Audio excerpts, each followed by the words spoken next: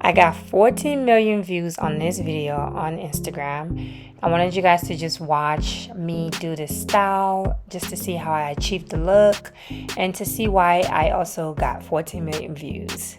Stay tuned.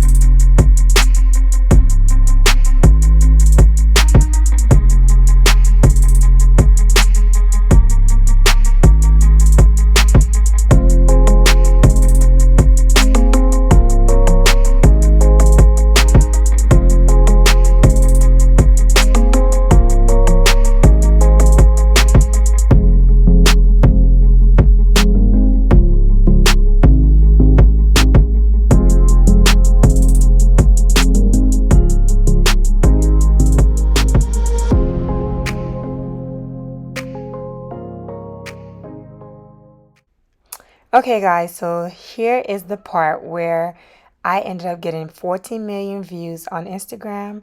It is because I cut my client's baby hair, as you can see right here.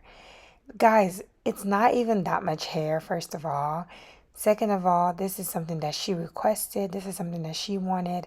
And it's her hair. She can do whatever she wants with it. This is how she wanted her hair, and I'm all here for it, you know?